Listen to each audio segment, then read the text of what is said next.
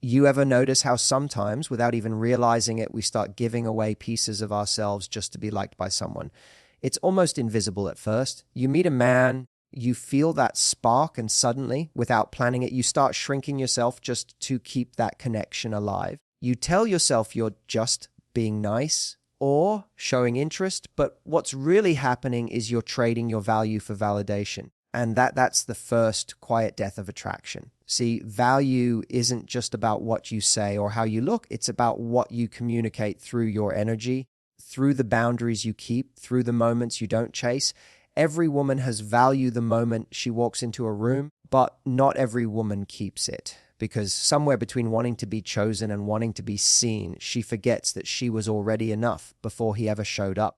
The first thing that kills your value is overinvesting too soon. You start doing everything for him before he's even earned a fraction of it. You rearrange your schedule. Cancel plans, text first, double text, explain your feelings when he hasn't even asked for them. And you think you're showing how much you care, but what you're really doing is telling him that his attention is the prize and yours is free. Attraction doesn't grow from availability, it grows from mutual curiosity. When you give too much too soon, there's nothing left for him to earn. And when a man doesn't have to earn you, he stops valuing you. You know, it's fascinating. The moment we meet someone who excites us, our mind instantly starts writing a story. We imagine the potential, the moments we could have, the way it could feel. And before we even realize it, we've started investing, not because they've earned that investment, but because our emotions got there first. That's the trap. Because when you start giving too much, too early, you might think you're showing interest, but what you're really doing is teaching them how little they have to do to keep you.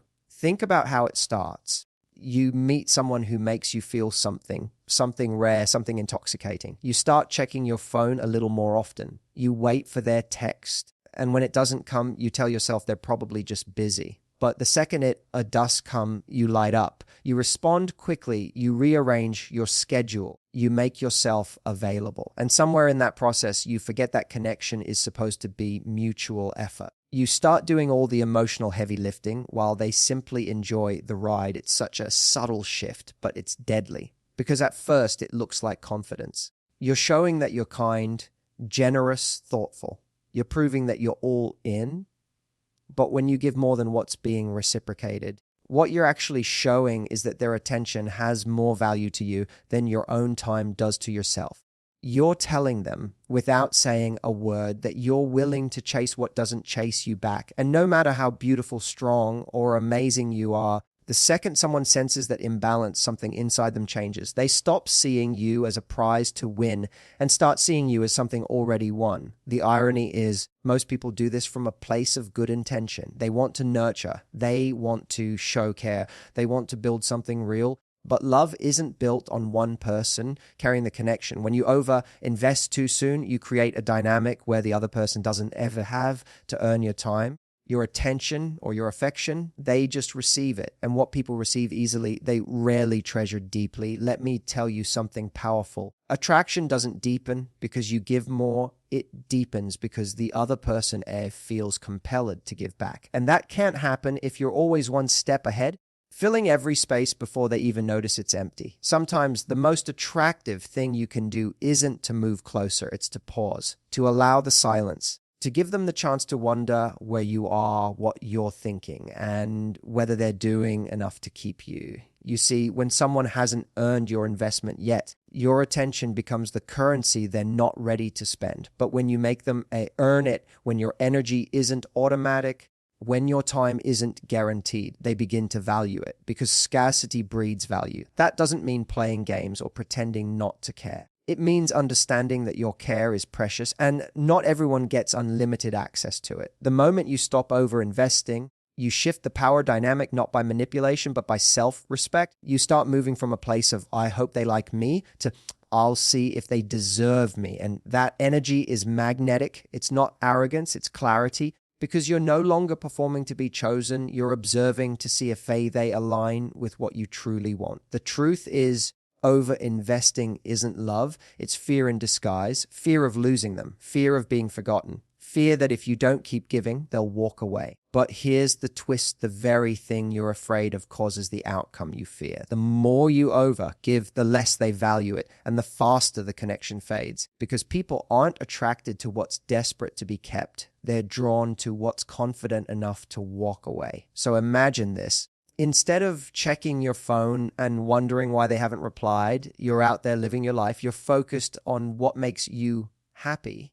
You're giving your energy to things that light you up, people who appreciate you, goals that fulfill you. And when that person reaches out, you're not waiting by the phone. You're choosing whether to respond. That's the moment your energy shifts. That's the moment they realize your attention isn't something to take for granted. Because here's the truth: the more you give without balance, the less room you leave for them to give back. And without that balance, there's no partnership, just pursuit. The kind that leaves you exhausted, confused, and wondering why they stopped trying. But when you pull back, when you allow effort to meet effort, something changes. They start to feel the value of your presence. They start noticing the silence. They start realizing what it feels like when your energy isn't just given, it's earned. And that's where real attraction begins, not in the chase, not in the over-giving, but in the dance between giving and being given to. Because when your investment matches their effort, that's when respect grows. That's when chemistry deepens. And that's when you stop being the one who's waiting to be chosen and start being the one who gets to choose. The second killer, it's subtle but deadly, is losing your emotional independence. You start depending on him to make you feel secure, attractive, wanted. Your mood rises and falls based on how he texts, what he says, or how often he calls. Suddenly, your happiness has a heartbeat that's not yours.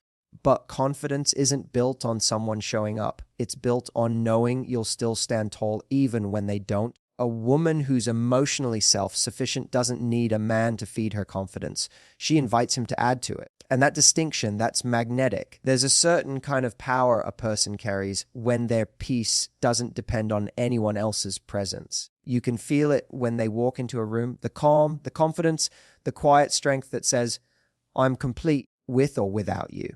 But when that power starts to slip away, when your emotions start revolving around someone else's actions, that's when your value begins to fade in their eyes. Because nothing kills attraction faster than a person who loses themselves in the process of trying to keep someone else. It starts small. You meet someone who makes you feel something you haven't felt in a long time, safe, seen, excited. You start to associate that feeling with them. Suddenly, the way you feel about yourself each day depends on how they're showing up. When they're attentive, you feel confident. When they're distant, you feel anxious. When they praise you, you feel beautiful. When they don't respond, you start wondering if something's wrong with you. It's not love that's happening in that moment, it's dependency. And it's disguised so cleverly that you think you're just falling deeper, when really you're losing your emotional independence piece by piece. You begin to measure your worth by their attention. You start to think that if they're distant, you must have done something wrong. If they're quiet, you must not be interesting enough. Your world starts spinning around their moods. And every time they pull away,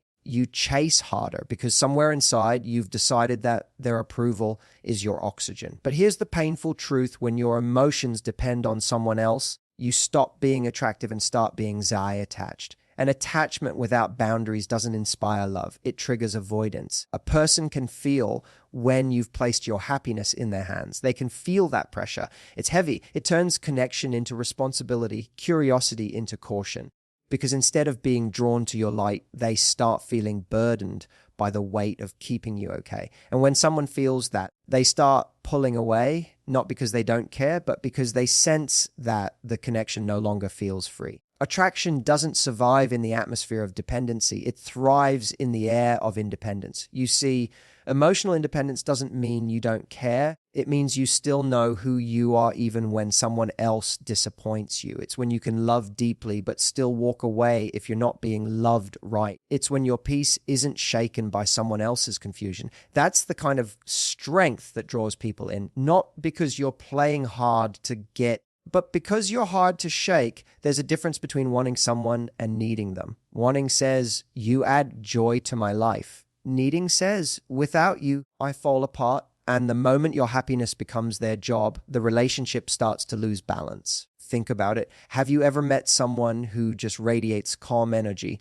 They don't chase validation. They don't beg for reassurance. They don't overreact to silence. They simply trust their worth. When someone doesn't text back, they don't spiral. They go on with their day. Not because they're cold, but because they've built their peace from within. That's emotional independence. That's the quiet confidence that tells the world, my happiness is my responsibility. And that energy, that's what keeps people captivated. When you lose that independence, you start making decisions out of fear, and instead of clarity, you tolerate mixed signals, you over-explain, you ignore red flags because you're scared to lose what gives you comfort. But the cruel twist is the more you cling, the quicker it slips away. You try to hold tighter, and they feel the weight of your fear. What once felt magnetic now feels heavy, because love can't breathe in the grip of desperation. It needs space. It needs balance. It needs two whole people choosing each other, not two incomplete people trying to fill a void. The moment you reclaim your emotional independence, everything changes. You stop overanalyzing every word and start observing patterns instead. You stop asking, why didn't he text? And start asking, why am I waiting for a message to feel good about myself? You stop trying to earn love and start realizing that your presence, is valuable, whether they recognize it or not. And that shift, it's like flipping a switch inside you, because suddenly the power returns to where it always belonged, with you. There's something intoxicating about a woman who can stand in her truth without needing someone to validate it. She doesn't need constant reassurance because she already knows her worth. She doesn't crumble when someone pulls away because her happiness isn't hanging on their consistency. She doesn't play games. She doesn't chase. She doesn't settle. She simply embodies the energy that says, I'm here by choice, not by dependency. And that's the kind of woman who commands respect without ever demanding it. When your emotions belong to you again, you become lighter, freer. You stop over giving, you stop overthinking, and you stop performing. You realize that love isn't something you have to prove, it's something you share. And the right person will never ask you to lose yourself to keep them. Because the moment you start needing them to make you happy, you hand over your power. But when you can look at them and think, I'm happy with you, but I'm still happy without you, that's when they'll look at you and think, I can't lose her. Then there's chasing reassurance. You start needing to know where things are going, what he's thinking, how he feels. You crave certainty so badly that you start asking for clarity before the connection has even matured. But here's the truth. When you force clarity too early, you don't get answers, you get distance. Because nothing makes a man pull back faster than the pressure to define something he's still exploring. That real confidence is in being comfortable with uncertainty. It's knowing that if he's meant to step up, he will. And if he doesn't, you won't chase him, you'll outgrow him. There's a moment in every connection where uncertainty begins to creep in. You start to wonder where it's going, what he's thinking, how he feels about you. At first, it's just curiosity, harmless and natural. But then it starts to grow. The silence between his messages feels louder. The pauses in his responses start to sting a little, and suddenly your peace depends on an answer you can't get fast enough. That's when it happens. The chase for reassurance begins. And the more you chase it, the further it runs from you. It's such a quiet shift that you almost don't notice it happening. You start replaying conversations in your mind, analyzing his tone, reading into his words, and wondering if something's changed. Maybe he used to text first and now he doesn't. Maybe he used to call before bed and now he doesn't bother. You tell yourself you're just trying to understand, just looking for clarity, but underneath it, you're really trying to protect yourself from the feeling of not being enough. You want certainty because certainty feels safe. But love doesn't start in safety, it starts in the unknown. The need for reassurance feels innocent, but it's rooted in fear. Fear of being rejected, fear of being forgotten, fear of caring more than the other person does. And so to calm that fear, you start seeking control. You ask where things are going, you fish for compliments, you test the connection in subtle ways, sending messages just to see how fast he replies, hinting at your feelings to gauge his reaction. But the truth is, every time you chase reassurance, you push the connection further away. Because what you're really doing is showing that your peace depends on him, not you. And here's the thing, people don't fall for you because you're always available or always checking in. They fall for the version of you that's grounded, calm, and certain of your own worth. The moment you start demanding clarity before it's ready to reveal itself, you disrupt the natural rhythm of attraction. You try to pull answers out of someone who's still figuring them out, and in doing so, you create pressure, and pressure doesn't build desire. It kills it. It makes the connection feel forced instead of free. Imagine this, you're in the early stages of something that feels exciting. There's chemistry, laughter, a spark that's undeniable. But one person starts craving certainty too soon. They ask, where is this going? Before the foundation is even built. Suddenly, the other person starts to feel cornered, not because they don't care, but because they're still exploring.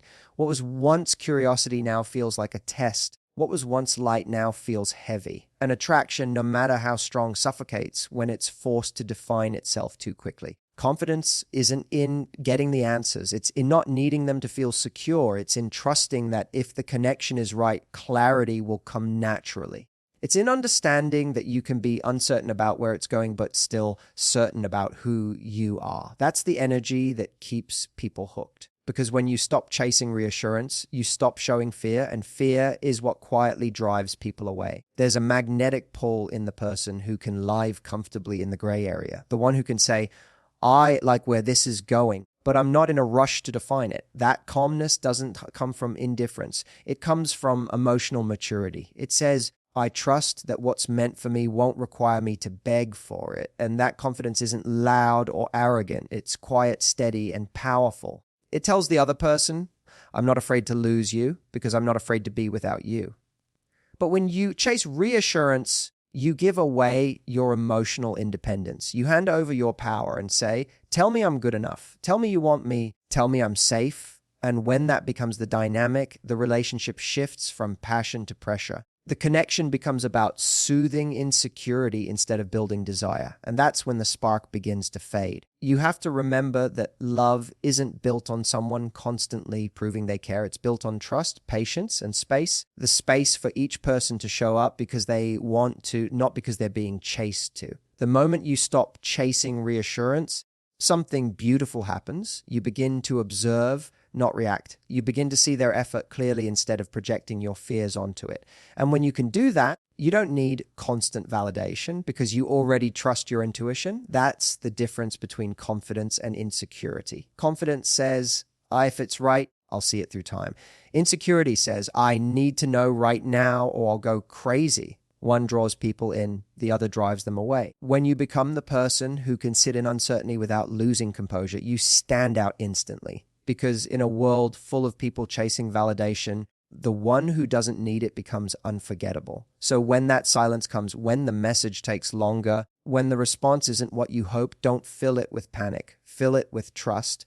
Trust in your worth, trust in your energy. Trust that the right connection won't need to be chased into clarity. Because the moment you stop needing someone to reassure you, that's the moment they start realizing they want to. The fourth thing that quietly erodes your value is making him the center of your story. Your world starts revolving around him. You stop doing the things that made you glow in the first place, your passions, your goals, your friends. You forget that what made you irresistible wasn't how much you gave to him. It was how alive you were before he came along. The most attractive woman in the room isn't the one trying to be chosen. It's the one who's already chosen herself. It's one of the easiest traps to fall into and one of the hardest to see when you're inside it. You meet someone and suddenly your world starts to orbit around them. Everything begins to revolve around how they make you feel, what they say when they text, when they call. The things that once filled your time, your friends, your passions, that your routines start to fade into the background. You tell yourself it's just because you're in love that this is what it means to care. But what's really happening is that you're slowly handing over the center of your world to someone else. And the moment you do that, your value begins to slip through your fingers. At first, it doesn't feel like you've lost anything. It feels exciting that like this connection is everything you've been waiting for. You start sharing your days, your thoughts, your energy. You make space for them in every corner of your life. But slowly, the things that made you you, the hobbies that used to make you happy, the goals that used to drive you, the friendships that grounded you begin to shrink. You start checking your phone before bed instead of reading that book you loved. You skip the gym because you'd rather wait for that. You start canceling plans with friends because deep down, You're afraid of missing a moment with them. And it feels harmless at first, but that's how dependency disguises itself as devotion. The person who once admired your independence, your energy, your confidence starts to feel the shift too. Because what drew them in wasn't just your affection, it was your aliveness. It was that spark in your eyes when you talked about something you love, that glow you had from living your own life fully. But when all of that starts to fade, when you start putting them at the center of everything, they don't feel like they gained more of you. They feel like they've lost the version they fell for. Because attraction doesn't grow from being someone's whole world. It grows from watching someone live fully in theirs. It's a paradox that so many people don't see. You think giving more will make you more lovable, that if you just show how much you care, they'll want to stay. But the truth is, people aren't drawn to what's waiting around for them. They're drawn to what inspires them. And inspiration comes from seeing someone who's fulfilled, someone who's excited about their own life, someone who doesn't need another person to feel complete. The more you give up your world for someone else, the smaller your world becomes. And when your world gets smaller, so does your energy, your magnetism, your value. There's nothing more attractive than a person who has their own orbit, a person whose life is already rich and full. Because when someone like that lets you in, it feels like an invitation, not a rescue mission. It says, you can walk beside me, but I'll still keep walking my path. That's the kind of presence that commands respect. It's the quiet confidence that says, I love having you here, but I'll be fine if you're not. And that's not cold, it's powerful. Because when you stop making someone the center of your life, you start becoming the center of your own. But when you make someone else the center, your emotions start depending on them. Your highs and lows are dictated by how they treat you. If they're warm, you're happy. If they're distant, you're broken. And that's when love stops being empowering and starts becoming a form of survival. You're not loving from a place of abundance anymore. That you're loving from a place of fear, fear of losing them, fear of being alone, fear that without them, you're not enough. And that fear is exactly what begins to repel the very connection you're trying to protect. Because love that's built on fear can't breathe. It suffocates. It becomes heavy. It starts to feel like a job instead of a joy. The other person begins to feel your dependence, and instead of feeling appreciated, they start to feel responsible for your happiness. And responsibility isn't sexy, it's exhausting. The connection starts to lose its spark, not because the feelings are gone, but because the balance is, when you start reclaiming your world, when you start living for you again, something shifts. You start remembering what it feels like to laugh without checking your phone, to enjoy your passions without needing to share them instantly, to walk into a room and feel alive because of who you are, not who you're with. And ironically, that's when attraction starts to grow again, because there's nothing more magnetic than someone who has their own purpose, their own life, their own fire. You don't lose people by prioritizing yourself. You lose the ones who were only staying because they enjoyed being your center. The right person doesn't need to be your whole world. They just want to be a part of it.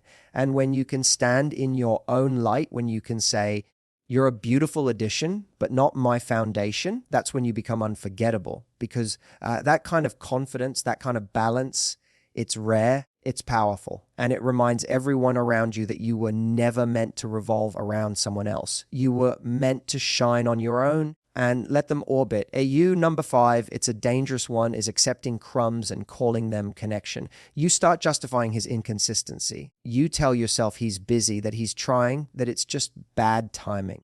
You start settling for the bare minimum because you don't want to seem too demanding. But the truth is, what you tolerate defines what you attract. Every time you accept less than you deserve, you teach him that he doesn't need to give more. And the heartbreaking part is, deep down you know it, you just keep hoping he'll notice your effort and rise to meet it. But he won't, because people don't rise to the standard you wish for. They rise to the boundary you enforce. It's one of the most painful things to admit, that sometimes we start convincing ourselves that crumbs are a meal, that the little bits of attention, the sporadic texts, the half-hearted effort somehow mean something deeper. You tell yourself he's just busy, he's just going through something, that it'll get better when things calm down, but deep down you feel it.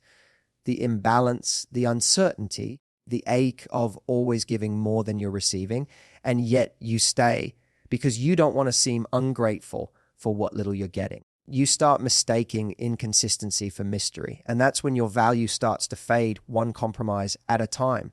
At first, it doesn't look like settling. It looks like patience. You tell yourself you're just being understanding. You convince yourself that real love takes time, that maybe he just shows affection differently. But there's a difference between being patient and being passive. Patience means you're waiting for something real to develop. Passivity means you're waiting for someone to change who's already shown you they won't. And most of the time, we don't even realize we've crossed that line until we're knee deep in excuses, trying to justify someone's bare minimum as proof that they care. It's a dangerous illusion because the small things he does, the texts that come after days of silence, that the compliments drop just when you're about to walk away, they pull you back in. They give you just enough to keep your hope alive. You start living for those moments, those fleeting bursts of validation. And each time you accept less than what you deserve, you teach him that he doesn't have to give more. You teach him that your boundaries bend easily, that your effort doesn't need to be matched, that you'll stay as long as he gives you just enough to stop you from leaving. But here's the truth most people don't want to face. Every time you settle for crumbs, you starve a little piece of your self-worth. You start to lose that quiet confidence that says, I know what I bring to the table. You start believing that maybe this is all you can get. And once that belief settles in, you start accepting treatment that once would have broken your heart. You tell yourself it's normal, that no relationship is perfect, that you just need to hang on a little longer. But deep down, you feel the emptiness that comes from loving someone who only shows up halfway.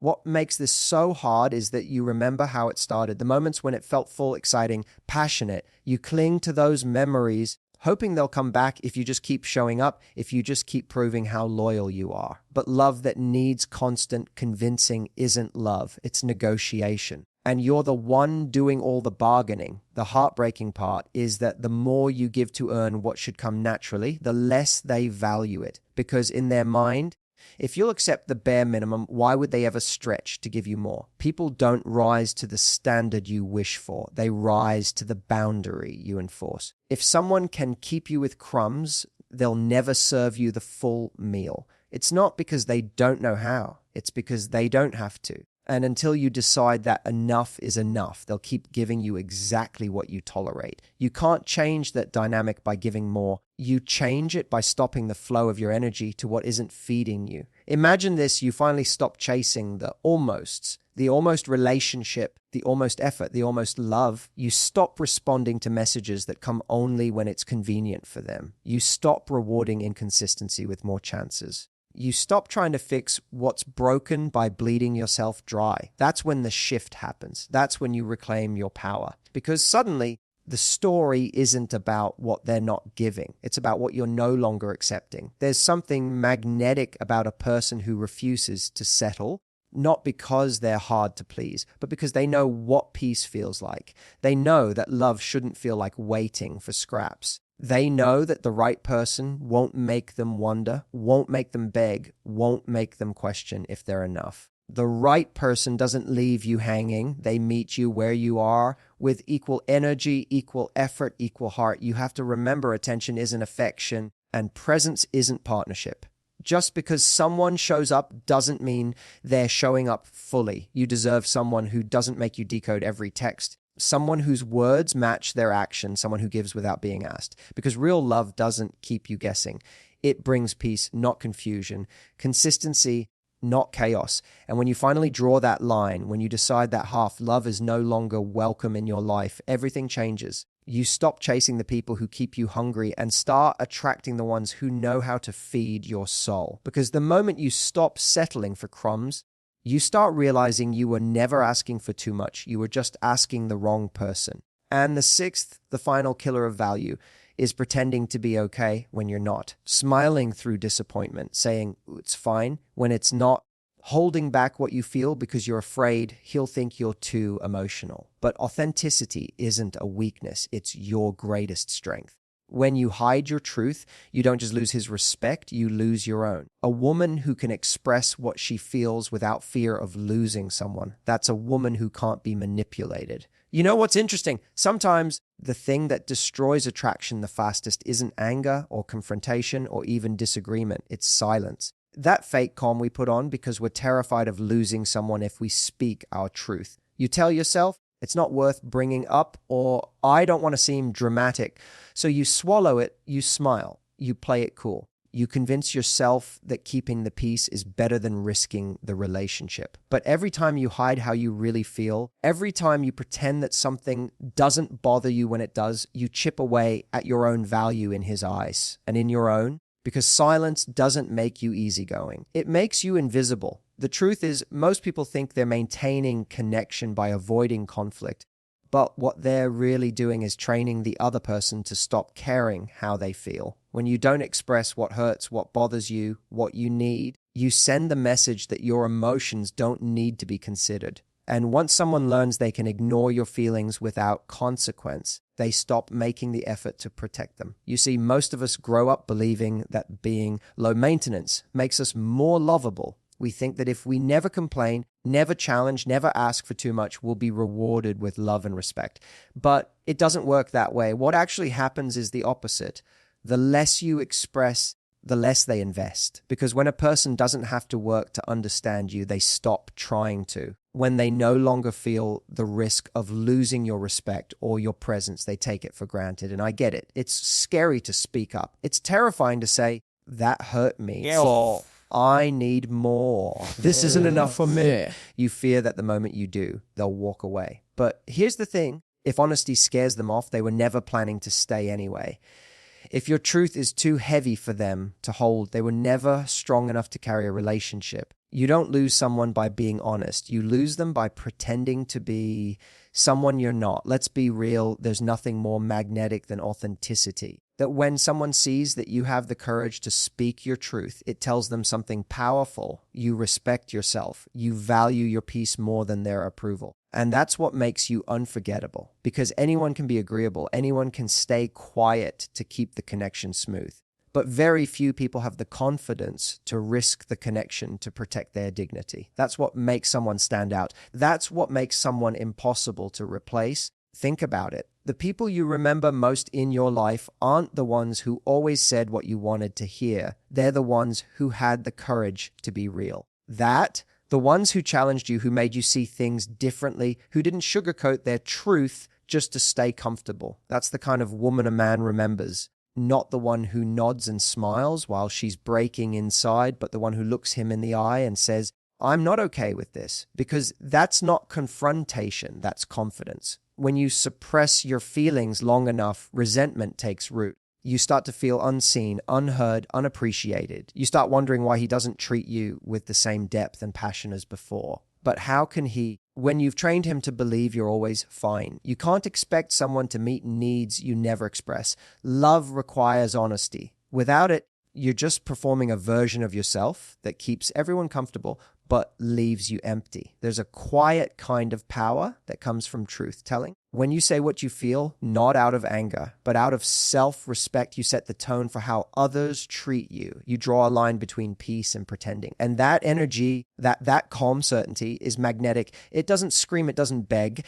It simply states, this is who I am and this is what I deserve. And in that moment, you become unforgettable. Because a person who speaks from truth, even softly, echoes louder than anyone who hides behind silence. You don't need to raise your voice to make an impact. You just need to raise your standards. When you start honoring your emotions, you begin attracting people who will honor them too. And yes, some will leave. Some won't like that they can't manipulate your silence anymore. But those who stay, they'll stay because of your strength, not your submission.